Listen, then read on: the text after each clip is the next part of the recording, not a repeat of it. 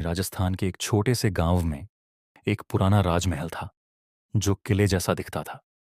यह राजमहल राजा राघव सिंह का था, जो अपने समय के एक वीर और तेजस्वी राजपूत राजा थे। राजा राघव सिंह अपने बलशाली शरीर, युद्ध कौशल और पराक्रम के लिए पूरे राज्य में प्रसिद्ध थे। उनकी पत्नी रानी मधुलिका सौंदर्य और बुद्धिमत्ता की मिसाल थीं। उनका रूप ऐसा था कि चांद भी शर्मा जाए।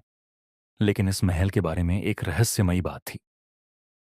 कहा जाता था कि महल के पिछले हिस्से में एक गुप्त तहखाना था, जहां से रात के समय अजीब अजीब आवाजें आती थीं।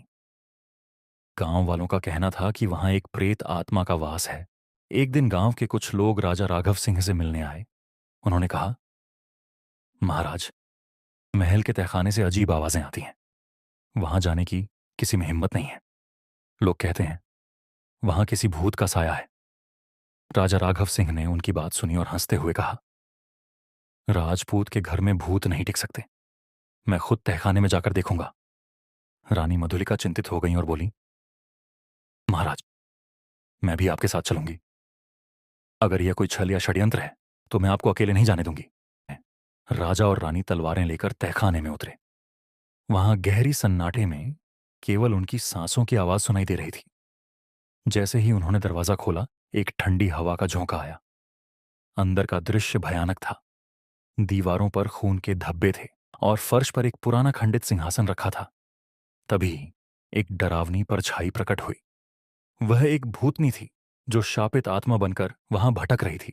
उसकी आंखों से आग जैसी चमक निकल रही थी। उसने कहा, यह महल मेरा है, इसे मुझसे कोई नहीं छीन सकता। राघव सिंह ने अपने विशाल कंधे ताने और तलवार खींचते हुए कहा, राजपूतों का कर्तव्य है अन्याय का अंत करना। अगर तुम निर्दोष हो तो सत्य कहो, वरना मेरे हाथों से मुक्ति नहीं मिलेगी। भूतनी ने अपने शाप की कहानी सुनाई। वह एक समय इस महल की रानी थी, लेकिन धोखे से उसकी हत्या कर दी गई थी। उसकी आत्मा बदले की आग में जल रही थी। रानी मधुलिका ने भूतनी से कहा, तुम्हारा दुख हम समझते हैं। अगर तुम्हें न्याय चाहिए तो हम तुम्हारी मदद करेंगे, परंतु मासूम लोगों को डराकर न्याय नहीं पाया जा सकता। रानी की बुद्धिमत्ता और राजा के साहस ने भूतनी को शांत कर दिया। उन्होंने उसके हथियारों के कंकाल और उसके पुराने गहनों को तहखाने से बाहर निकाला और पूरे सम्मान के साथ उसकी आत्मा को मुक्ति दिलाई। उस दिन के बाद राजमहल में कभी कोई आवाज नहीं आई।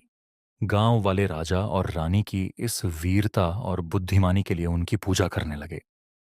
राजा राघव सिंह और रानी मधुलिका की जोड़ी साहस और सौंदर्य का प्रतीक बन गई। आज भी जब गांव वाले उस महल की ओर देखते हैं तो उन्हें राजा और रानी की वीर गाथा याद आती है।